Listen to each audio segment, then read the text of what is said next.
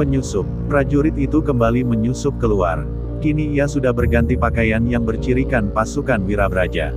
Dengan tenang ia menuju barak prajurit tempat Senopati Bagas Rilau tinggal. Ia segera berbaur dengan rekannya sesama prajurit.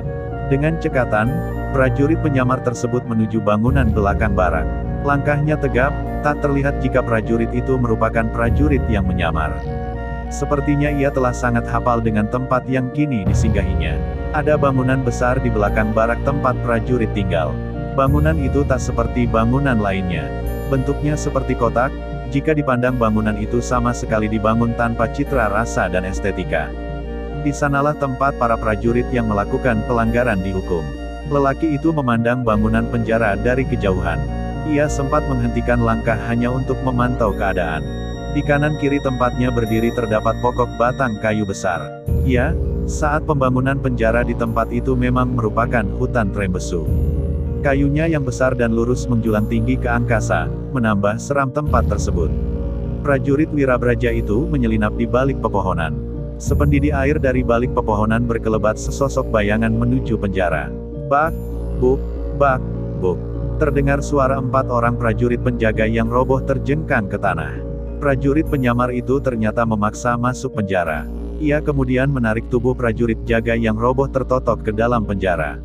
Setelah menyembunyikan mereka, ia melangkah tenang ke menuruni tangga bawah tanah menuju penjara. "Hei, siapa yang mengizinkanmu masuk?" Seorang prajurit jaga yang melihat kehadirannya menghardik tamu tak diundang itu. "Senopati Bagas Rilau yang memintaku datang ke sini," jawabnya. "Apa buktinya engkau utusan Senopati?" "Tak seperti biasa, jika ada petinggi keraton yang datang pasti komandan pasukan kami yang menyampaikan pesan itu." "Engkau mendekatlah kemari," balasnya. Dengan hati-hati prajurit jaga sel bawah tanah itu berjalan menghampiri tamunya. Ia sengaja menjaga jarak dan terus siaga. Sepertinya prajurit itu curiga dengan orang berseragam prajurit Wirabraja yang baru datang itu. "Cepat engkau tunjukkan kepadaku surat perintah yang engkau bawa." Baru selesai ia bicara, ia langsung diserang dengan pukulan mematikan oleh orang yang ditanyanya. Beruntung ia sedari semula telah memperhitungkan jika lawannya itu bisa saja menyerangnya. Dengan gesit, ia menggeser tubuhnya untuk menghindari serangan yang dilancarkan lawan mendadak. "Aih, engkau memang penyusup. Seragammu menandakan bahwa dirimu adalah prajurit Wirabraja. Kawan-kawan, kita kedatangan penyusup." Aduh, tubuhnya terpental membentur dinding. Namun suaranya yang keras telah keburu keluar dari mulutnya. Sekedipan mata di tempat itu telah datang 10 orang prajurit jaga. Melihat ia terkepung 10 prajurit, penyusup itu masih terlihat tenang. Dengan senyum mengejek ia memaki prajurit yang baru datang. "Prajurit tak berguna kalian ini. Tugasmu hanya menjaga sel tahanan kecil di tempat yang tidak disinai matahari.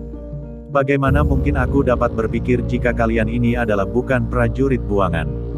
Menyerah sajalah, kalian nanti akan aku rekrut sebagai kaki tanganku di lingkungan keraton ini. Ingatlah keraton ini sebentar lagi akan jatuh dan dikuasai oleh musuh. Enak saja engkau memandang kami seperti itu. Kami bukanlah prajurit cadangan, tetapi kami adalah prajurit pilihan. Hanya orang-orang terpilih sajalah yang mampu menjaga penjara ini dari serangan musuh. Ada apa gerangan dirimu mengacau di penjara ini? Aku tak mau berdebat denganmu. Yang jelas kedatanganku ini adalah untuk mencuri salah seorang tahanan dari tempat ini. Minggirlah kalian jika tidak ini aku habisi. Mampuslah kau prajurit pengkhianat." Hiat, hardikan prajurit penjaga itu menjadi pertanda mereka menyerang musuh. Pertarungan di tempat yang sempit itu sungguh jauh menyulitkan. Meskipun unggul dalam jumlah, 10 orang prajurit jaga itu sulit memanfaatkan jumlah mereka yang banyak. Orang yang diserang mengetahui kesulitan mereka. Dengan cepat ia berdiri mepet di sudut ruangan yang sempit. Akibatnya prajurit penjaga tak bisa mengeroyoknya. 2 orang prajurit jaga yang berada di posisi depanlah yang menyerangnya.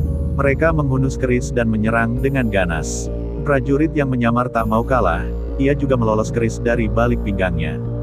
Hanya sebentar saja mereka terlibat pertarungan sengit. Sependidih air, 2 prajurit jaga yang menyerangnya terhuyung ke belakang. Dada mereka berdarah akibat tusukan keris lawan. Temannya yang berada di belakang segera menyambut tubuh yang bersimbah darah itu.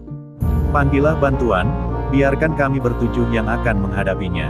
Salah seorang prajurit jaga memerintah prajurit yang berada paling belakang untuk memanggil bantuan dari luar. Kalian semua tak boleh keluar. Lihatlah jurusku. Prajurit penyusup kembali memasukkan kerisnya ke balik pakaian. Dengan cepat ia menyerang dengan tangan kosong. Saking cepatnya gerakan tangannya, satu persatu prajurit kena ditotoknya sehingga jatuh ke lantai dalam keadaan lemas. Kalian prajurit rendahan saja berani berlagak di depanku. Bergegas ia melangkahi tubuh-tubuh prajurit jaga yang kini tak berdaya. Ia menuju ruangan penjara yang berpintu jeruji besi.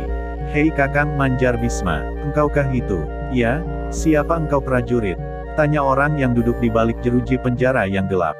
Aku diutus oleh pemimpinku untuk menolongmu, jawabnya. Siapa pemimpinmu? Maaf Kakang, engkau menyingkirlah. Aku akan membuka paksa pintu penjara itu. Prajurit penyusup seperitnya tak mau menyebut nama pemimpinnya.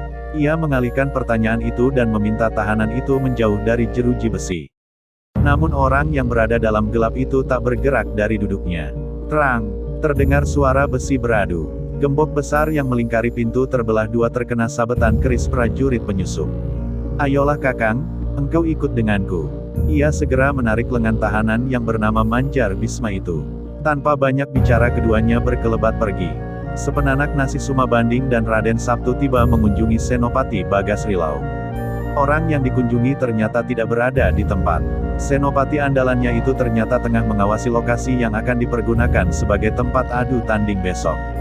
Tempat itu berada di seberang Sungai Buah yang berada di dekat Keraton Kutogawang. Ayo, kalian tunjukkan kepadaku di mana prajurit Wirabraja yang membunuh pelayan itu ditahan.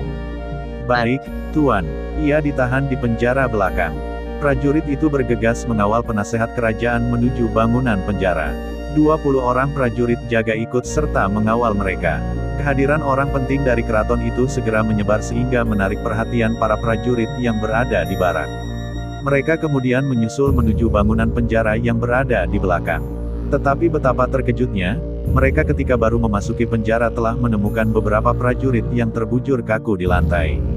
Raden Sabtu yang berada di depan ingin memeriksa tubuh prajurit itu, tetapi dilarang oleh Sumabanding.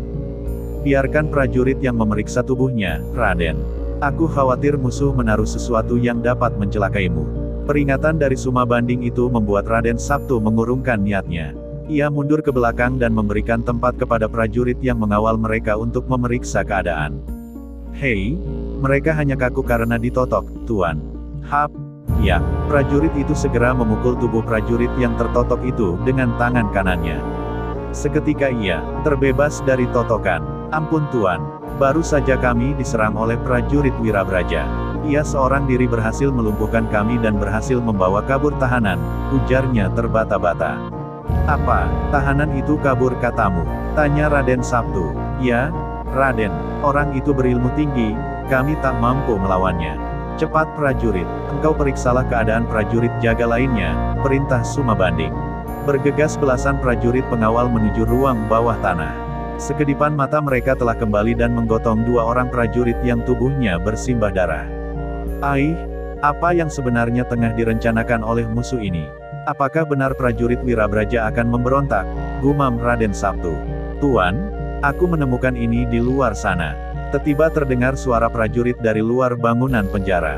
Seketika Sumabanding dan Raden Sabtu melompat keluar bangunan. Apakah yang ditemukan oleh prajurit itu? Apakah Raden Sabtu dan Sumabanding dapat segera memecahkan masalah yang terjadi di penginapan dan di penjara? Baca lanjutan kisahnya esok hari.